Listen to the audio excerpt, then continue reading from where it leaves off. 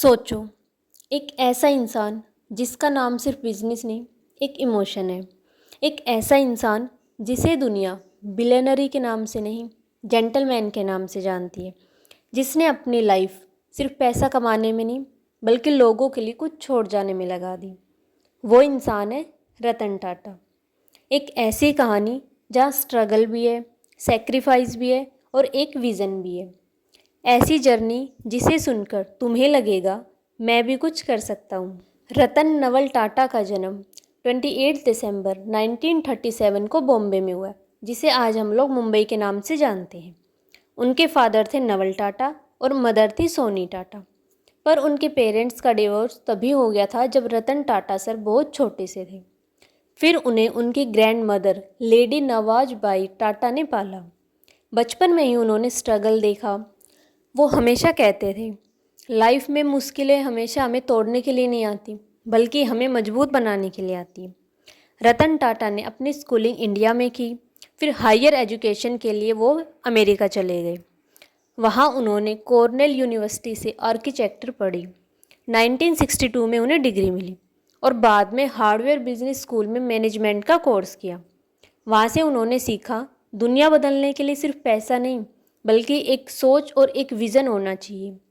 1962 में जब रतन टाटा इंडिया वापस आए, उन्होंने अपने फैमिली बिजनेस टाटा ग्रुप में ज्वाइन किया। पर उन्होंने डायरेक्ट टॉप पोजीशन नहीं ली, वो ग्राउंड लेवल से स्टार्ट हुए। कभी टाटा स्टील के प्लांट में काम किया, कभी ट्रक फैक्ट्री में ग्रीस लगाई, कभी होटल में फ्रंट डेस्क पे खड़े रहे। उनका मानना था, लीडर वो नहीं जो सिर्फ ऑर्डर दे, लीडर तो वो है जो ग्राउंड पे खुद काम समझे।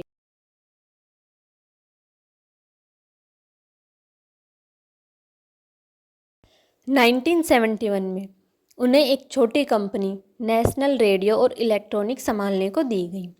कंपनी लॉस में थी, पर रतन टाटा ने उसे रिवाइव करने की पूरी कोशिश की। वो नहीं चली, पर उन्होंने सीख लिया, हर फेलियर एक नया लेसन देता है। 1991 में भारत बदल रहा था, इकोनॉमी रिफॉर्म स्टार्ट हो रहे थे और इसी दौरान रतन टाटा को बनाया गया टाटा सन का चेयरमैन। यहाँ से स्टार्ट होती है उनकी असली जर्नी। टाटा ग्रुप में उस टाइम 100 से भी ज़्यादा कंपनीज थी, सब अपने अकॉर्डिंग चल रही थी, कोई यूनिटी नहीं थी। रतन टाटा ने सब कंपनीज को एक विज़न में जोड़ा, वन टाटा वन विज़न। उन्होंने नए लीडर्स लाए, नए आइडियाज़ लाए और नए मार्केट एक्सप्लोर किए। उन्होंने कहा, मैं चाहता हूँ कि टाटा ग्रुप सिर्फ इंडिया में नहीं, दुनिया का नाम बन जाए। और फिर स्टार्ट हुआ ग्लोबल एक्सपेंशन। रतन टाटा ने वर्ल्ड मार्केट में ऐसे डिसीजन लिए जो आज भी टेक्स्ट बुक में लिखे जाते हैं। ईयर 2000 में टाटा टी ने यूके की फेमस कंपनी टेटले टी को एक्वायर किया। ये इंडिया का सबसे बड़ा इंटरनेशनल एक्विजिशन था। ईयर 2007 में टाटा स्टील ने कोर स्टील खरीदा, जो कि यूके की ही एक कंपनी थी। उस टाइम ये डील $12 बिलियन की थी। सब लोग शॉक्ड थे, इंडिया की कंपनी ने यूरोप की कंपनी को खरीद लिया है। ईयर 2008 में टाटा मोटर ने जैगवार और लैंड रोवर को फोर्ड से खरीद लिया। ये डिसीज़न रिस्की था। सबने कहा रतन टाटा पागल हो गए हैं, पर उन्होंने कामली कहा, लेट्स प्रूव देम रॉन्ग। और कुछ साल बाद जैगवार लैंड रोवर ने रिकॉर्ड प्रॉफिट्स दिए। इंडिया प्राउड फील कर रहा था। ये है असली देशभक्त बिजनेसमैन। अब आती है वो कहानी जिसे रतन टाटा अपनी ड्रीम प्रोजेक्ट कहते थे, टाटा नैनो। उन्होंने एक बार देखा कि एक फैमिली स्कूटर पे बैठी हुई है, हस्बैंड वाइफ एंड 2 बच्चे। उन्होंने सोचा, क्या एक ऐसी कार नहीं हो सकती जो हर मिडिल क्लास फैमिली अफोर्ड कर सके। और उन्होंने डिसाइड किया, हम बनाएंगे दुनिया की सबसे सस्ती कार। 2008 में टाटा नैनो लॉन्च हुई। प्राइस था सिर्फ 1 लाख। सबने क्लैप किया, मीडिया में क्रेज़ था। पर थोड़े टाइम बाद मार्केटिंग इश्यूज़ के वजह से नैनो प्रोजेक्ट फेल हो गया। लोगों ने कहा, ये तो गरीबों की कार है। लेकिन रतन टाटा ने कभी रिग्रेट नहीं किया। उन्होंने कहा, मुझे गर्व है कि मैंने एक ऑनेस्ट अटेम्प्ट किया, मिडिल क्लास फैमिली के सपनों को रियलिटी बनाने का। ये लाइन उनकी सोच दिखाती है। प्रॉफिट्स के ऊपर लोगों के लिए कुछ सोचना। रतन टाटा सिर्फ बिजनेसमैन नहीं थे, एक कॉम्पिटिशन लीडर थे। मुंबई टेररिटी अटैक में जब ताज होटल पे अटैक हुआ, उन्होंने पर्सनली एम्प्लॉयज़ और उनकी फैमिली को हेल्प किया। किसी को जॉब से नहीं निकाला, उनके घर जाकर उनसे मिलते रहे।